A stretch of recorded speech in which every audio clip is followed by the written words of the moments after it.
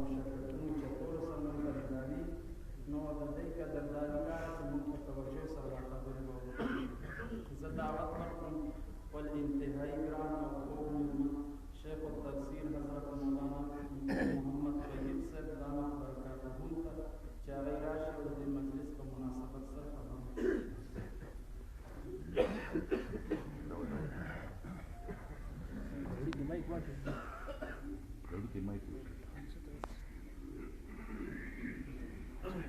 بسم الله الرحمن الرحیم.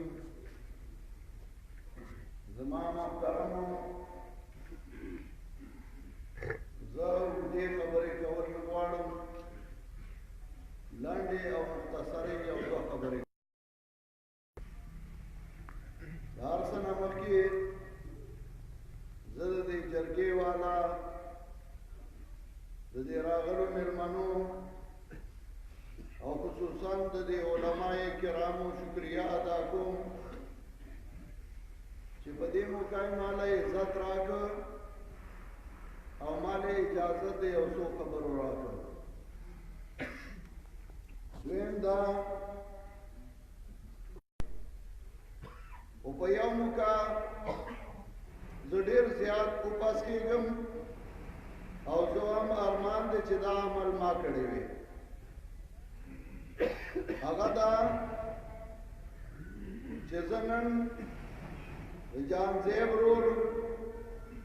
د جاوید رور او د دوی چې کوم ملګري دي او د دوی د عمل ته ګورم، نو زه په خپل زړه کې وایم چې زما روژې او زما مزونه او زما عبادتونه د دوی د دې یو عمل نه قربان شه. دا دومره بهترین عمل دی. و یو خبره کوم، جاوید بھائی یو خبره وکړه چې موږ چاله ورشو نو موږ ته دیدار نه وایي چې مه راځه. نو زه وایم چې انسانان دوه قسمه وي، یو لږ ساده وي او یو هوښیار وي. ساده سړی داسې چې د هغه په زړه څه خبره وي نو هغې په خولې باندې وایي. هوښیار سړی دا وي چې هغه نیمه وایي او نیمه پرېږدي. یو سړی به دردمند وي، خفه به وي،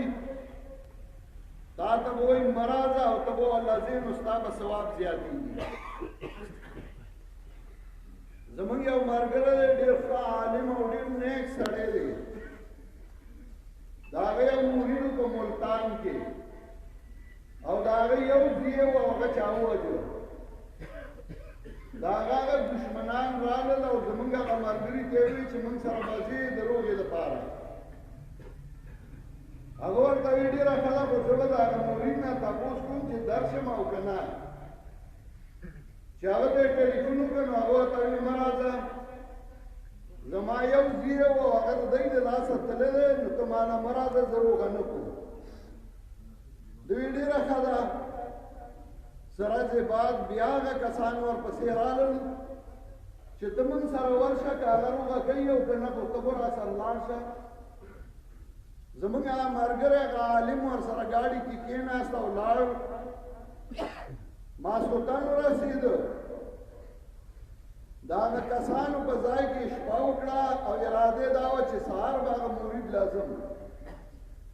هغه مرید یې هغه شاګرد دی چې هغه خبر شو چې زما هغه استاد راغلی دی، اوس په ما له جرګه کې راځي. نو هغه زامن ځان سره کړل او د دشمنانو دې ځای ته راغی. چې راغی او زموږ هغه ملګري وي، ما ولید، زه حیران شوم. وی ما ته یې لاس ونیسه چې حضرت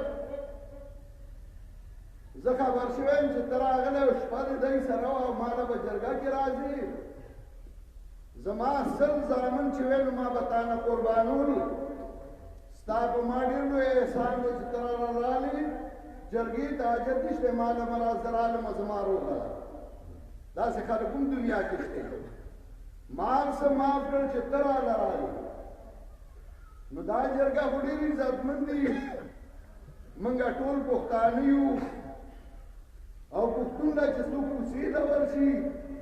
تا له راغلی یم نو چې هغه کې غیرت وي نو هغه ورته وایي وروره زما خو یو مړی چې 10 مړي نو ما به ستا نه قربان وم په دې وخت کې څوک وزګار نه وي او ته ما ته ځان وزګارې او زما د اوږې نه ټوپک کوزې په ما دې ډېر لوی احسان دی او زه ستا مشکور یم او شکرګزار یم انسان ته الله اشرف المخلوقات ویلی دی ولې انسان کې که روح دی نو په غویي کې او په سنډا کې هم دی که د انسان خوراکي نو ځناور هم خوراک کوي مارغان هم خوراک کوي خو تاسو وګورئ زمری چې سهار پاسي نو هغه سوچ کوي چې کوم ځای کې به زه ګیدړ وینم چې دې وخورم ګیدړ پاسي نو هغه سوچ کوي چې کوم ځای کې به څه ووینم چې هغه وخورم څه پاسي نو هغه خپل سوچ کوي مرغۍ شاهین چې پاسي نو هغه ګوري چې کوم ځای به باشه نیسم باشه ګوري چې کوم ځای به لاټو نیسم لاټو ګوري چې کوم ځای به چمچڼه نیسم او انسان چې سهار پاسي دې سوچ کوي چې زه به چاته خیر او فایده څنګه رسوم دې دا سوچ کوي نو انسان الله اشرف المخلوقات څخه ورغو چې دې به خیر سوچ کوي بل دا نقصان کو روګه عمره صحیح سړی ودی او وی چې هغه د شپې را پاتې نقصان آسان کار دی بدمعاشی او ضرورتیا آسان کار دی حیا ختمه کته زورور نه بدمعاشو می خلق په اندر نه یریږي دا دوی کمال نه چې بل ته خیر ورسه فائدہ ورسه ستاسو راسه چاته خیر ورسه نو زه دې جرګي والو ډیر مشکور زی شکریا ادا کوم چې دای دا خپل مهنت وکړ او موږ به دغه سي جرګي جوړو موږ به راسي مینت کوو جاوید رورا تاسو خپل هو سلام وګورئ موږ تاسو ټول ګناهګار یو تاکي به یو ګناهي موږ کې لږ ګناهونه دي خو زمونږ هغه د ګناهونو د معاف کېدو لپاره به هم یو بانه پکاري او دا لویه چې تاسو دا عمل کوئ او الله ستاسو نه دا کاروي ځان تکړه کوي ملا وتړئ د شپې او د ورځې منډې ووایي او د خپل وروڼو منځ کې د روح او د اصلاح خبرې وکړئ راځئ چې موږ هر یو دا کوشش وکړو چې موږ خپل روانې روغو او دا خپل معاشره به په خپله سمو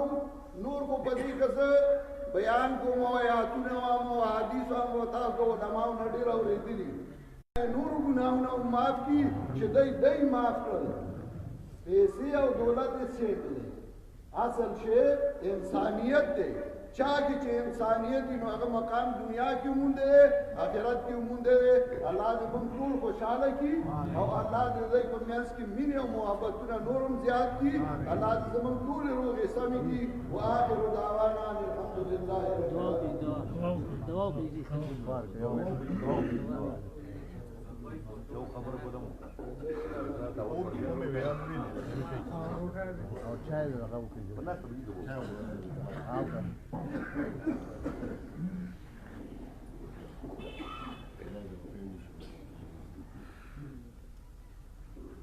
الحمد لله وحده والصلاة والسلام على